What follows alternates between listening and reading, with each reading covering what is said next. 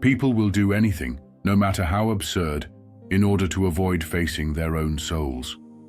One does not become enlightened by imagining figures of light, but by making the darkness conscious. Carl Jung's model of the human psyche consists of three key components: the conscious mind, ego, the personal unconscious, and the collective unconscious.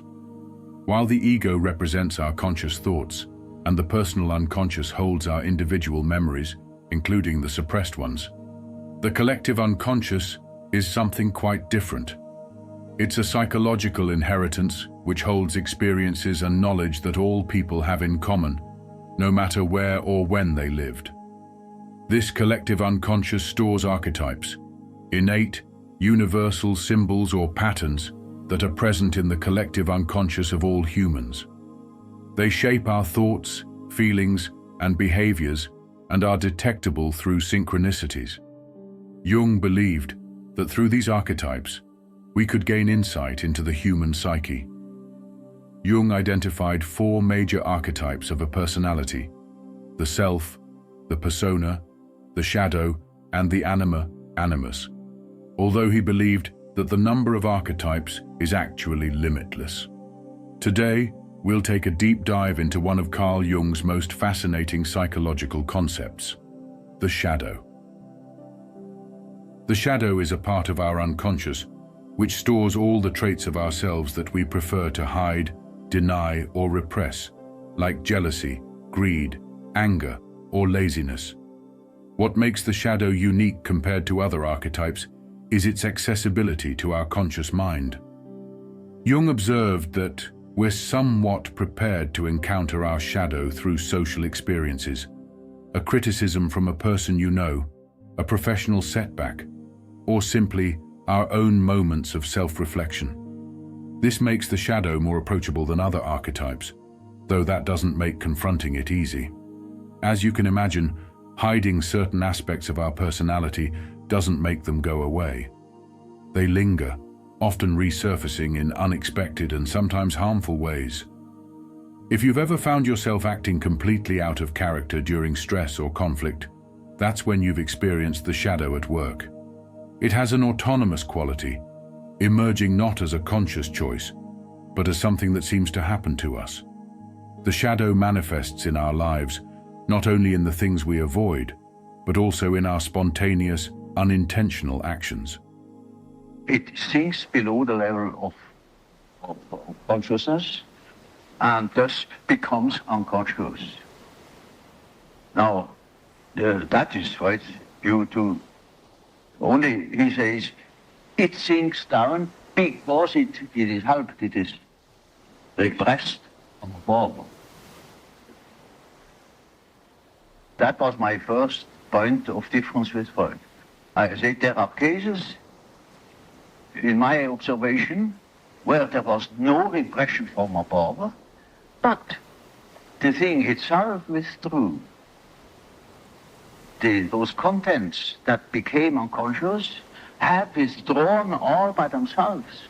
They were not repressed. On the contrary, they have a certain autonomy. There I discovered the concept of autonomy, and that these contents that disappear have the power to move independently from my will. Either they appear when I want to say something definite, they interfere and speak themselves instead of what I wanted to say. Or they make me do something which I didn't want to do at all. Or they withdraw in the moment when I want to use them. They suddenly disappear. And this is independent of any of the, you might say in a sense, of the pressures on the conscience as Freud would have. Yeah, there can be such cases, sure. Yeah. No? But beside them, there are also the cases that show that the unconscious contents acquire a certain independence. And all mental contents that have a certain feeling tone that is emotional, has the value of an emotion, of an affect, have the tendency to become autonomous. So you see, anybody in an emotion will say and do things which he cannot vouch for. He must excuse himself because I was in a state. He was not compos mentis. Moreover, the shadow is much more susceptible to the harmful collective influence than the consciousness of an individual. For example, a person might feel comfortable with who they are when they're alone. But when someone around them starts displaying poor behavior, they might feel drawn to join them, afraid of looking foolish if they don't. As a result, they give in to impulses that don't truly reflect who they are. What makes working with the shadow particularly challenging is its connection to projection. We are projecting when we're attributing our shadow qualities onto others, seeing in them the very traits we refuse to acknowledge in ourselves. As Jung said, everything that irritates us about others can lead us to an understanding of ourselves. For example, when you have an intense negative feeling toward a person because they are lazy, it often indicates that you possess this same trait but deny and hide it in your shadow. Similarly, if you criticize someone's appearance or the way they dress, chances are you feel insecure about your own looks. This creates a peculiar isolation. The more we project our shadow onto the world, the more disconnected we become from authentic relationships, replacing real connections with illusions. That is why the integration of the shadow is the first crucial step in psychological development. Through the analysis of dreams, as well as your projections, you become acquainted with the contents of your unconscious. This is the process of the realization of the shadow, also known as shadow work. By acknowledging your shadow, you're not condoning your negative behaviors. You're simply recognizing that they exist. It's a moral challenge that requires genuine courage and honesty. We must be willing to acknowledge those aspects of ourselves that don't align with our ideal self-image.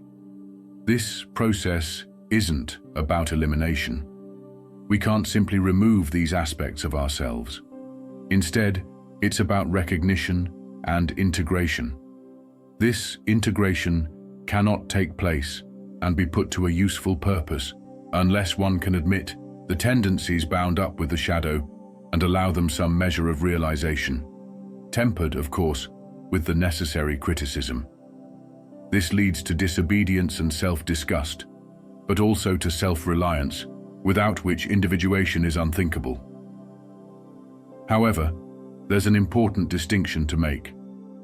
While personal shadow traits can be recognized through self-criticism and integrated through conscious effort, there's a deeper layer where the shadow manifests as an archetype.